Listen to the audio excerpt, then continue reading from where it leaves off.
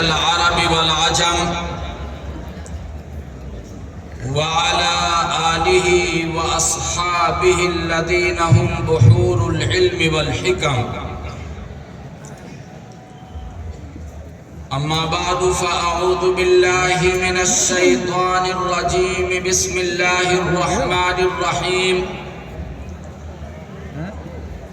والذين جاهدوا فينا لنهدينهم سبلنا وإن الله لمع المحسنين صدق الله العظيم وقال عليه الصلاة والسلام لا تزال طائفة من أمتي منصورين على الحق لا يضرهم من خذلهم ولا من خالفهم حتى يأتي أمر الله أو كما قال صلى الله عليه وسلم ذرا حسن پیدا تو کر زندگی میں ذرا حسن پیدا تو کر زندگی میں تیری منتظر جلوگاہیں بہت ہیں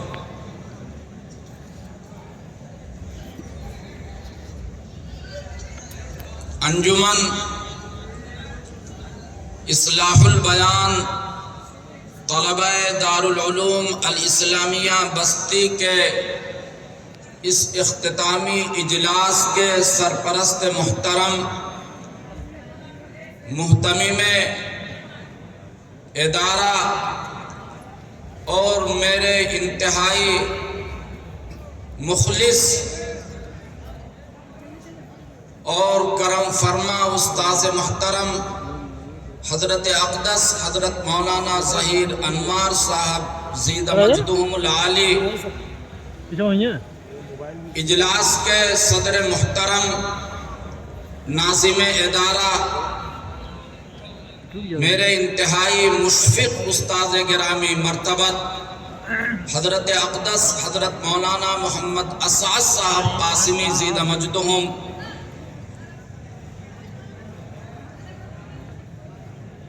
گرامی مرتبت مہمان خصوصی مخدوم محترم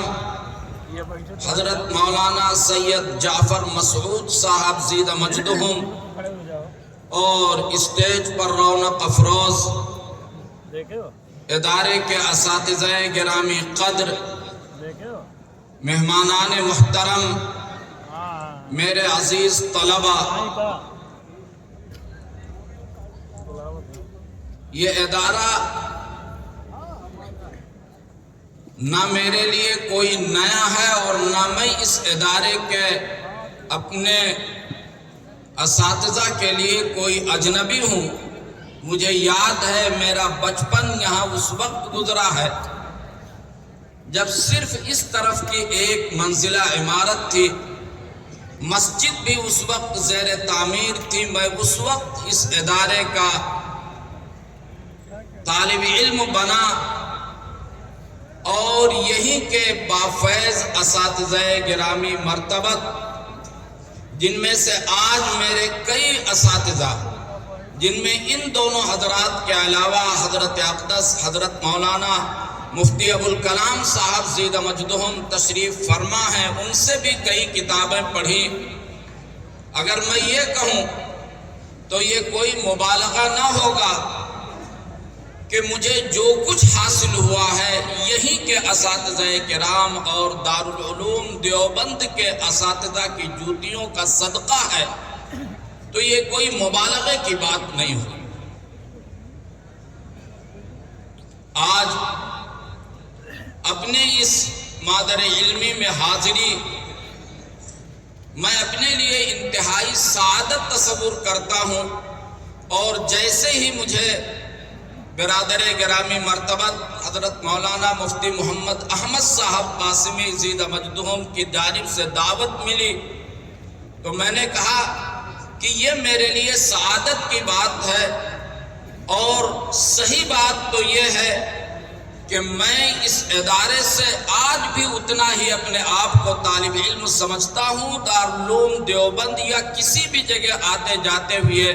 میں اپنے اساتذہ سے ملنے اور ملاقات کے لیے حاضری کو اپنے لیے سعادت اور ترقی بلکہ نجات کا ذریعہ سمجھتا ہوں۔ اس انجمن سے بھی میرا گہرا تعلق رہا ہے، اور آج ہمارے یہ عزیز طلبہ، ہمارے یہ برادران محترم جس بے تکلفی کے ساتھ، بغیر تردد کے اور بغیر جھجک کے تلاوت، نعت، تقریر اور مکالمے کی شکل میں پروگرام آپ حضرات کے سامنے پیش کر رہے تھے،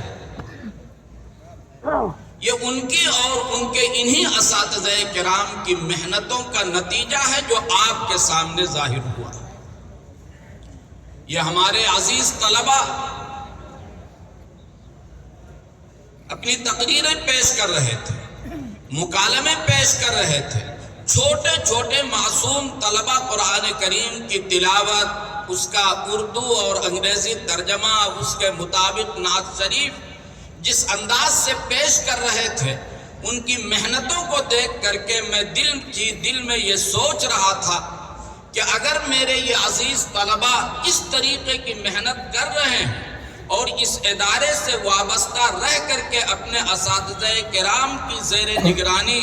اس طریقے کی چیزیں سیکھ رہے ہیں،